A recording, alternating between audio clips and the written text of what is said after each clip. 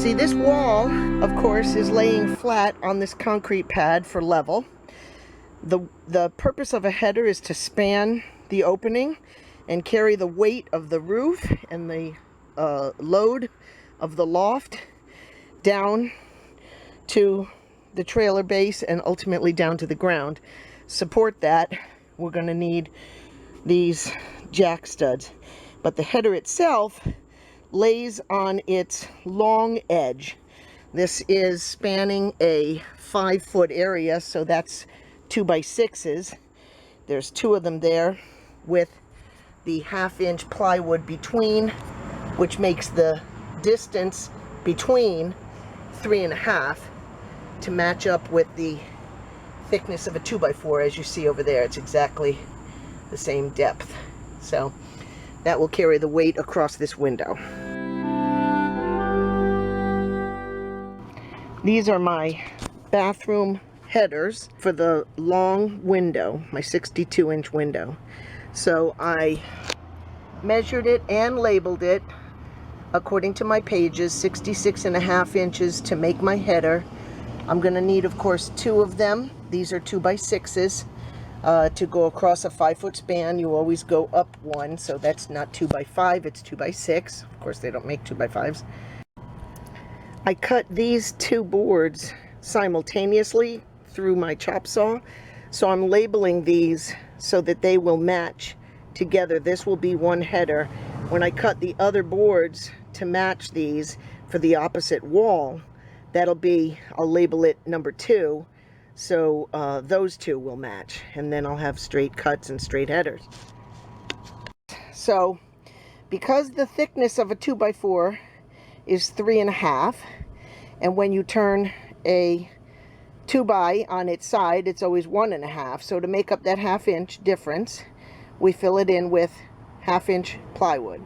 So I cut a sheet of plywood the same length, and this is a 2x8, so I cut this piece of plywood 7.5 inches, and then I nailed it off with 3-inch nails, galvanized, because these are going to be sitting out until I build the walls together.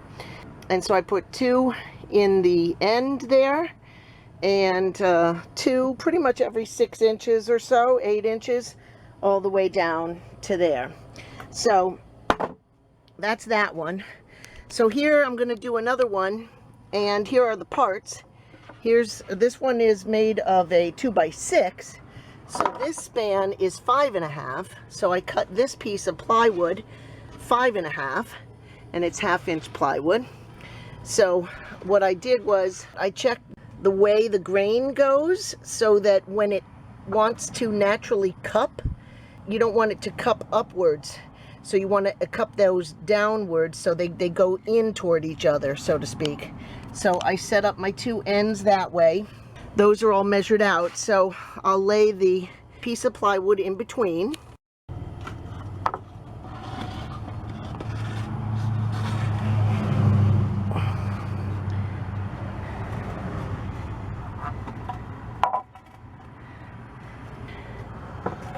So I'm going to line these up so they're flush on the end.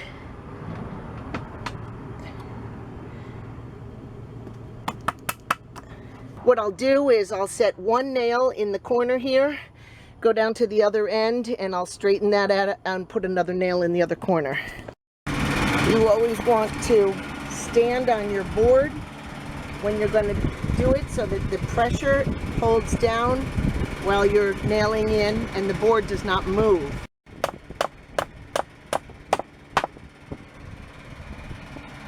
Then I'll go down here,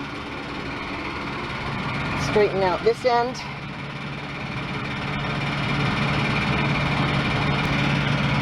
It's all flush, good.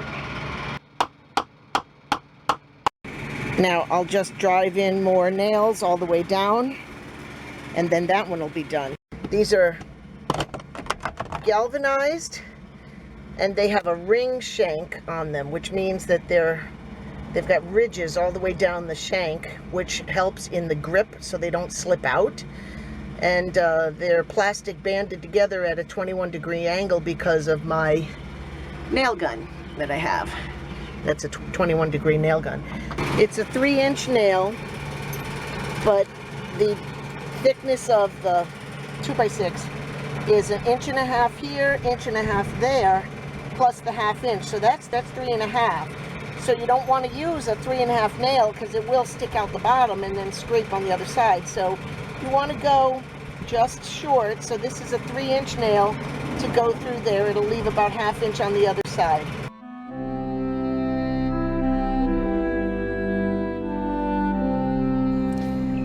I graduated to a palm nailer. This is a rigid make, hand strap, drives up to 16 penny nails, runs on an air compressor. So now what I'm driving is exterior galvanized ring shank. Here's the compressor I'm working with. The palm nailer, here it is. But to start it, because I don't have much strength in my hands, I'm gonna start the nail in. I'm gonna toenail this in because it's window cripple going into this header. So I want to toenail it in since it's too big to drive a nail straight in at the end. So in order to toenail it, I started it at the angle. I don't know if you can tell, it's at an angle coming in. I'll hammer it in a little bit, get it started, and then we will drive it in with the palm nailer. These nails, I just want to show you. I'm attaching these two studs together before I attach them to the header and stuff. Whenever possible, I angle these slightly because it's always better than a straight in because the forces are going to pull them straight apart. But on an angle, it'll be a stronger bond. I have this one angled out that way, and then this one is angled the opposite way. So there's almost no way that that board will come apart in motion or whatever, but I just, as I was doing it, I said that might be something interesting to share. I clamp my boards to get a good tight squeeze so that that nail doesn't bounce around. And that's it. Here is the finished wall. I'm very excited. First wall is done. We put it over here on top of some timbers. I'll stack these, get all 4 walls done, and then we'll erect them all on one big day. Tiny house raising.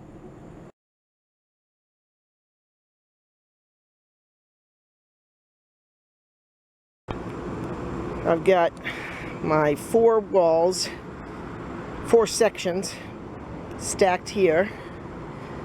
Then there's a 5th one down there, and then I'm building another one today and the last 2 tomorrow, hopefully.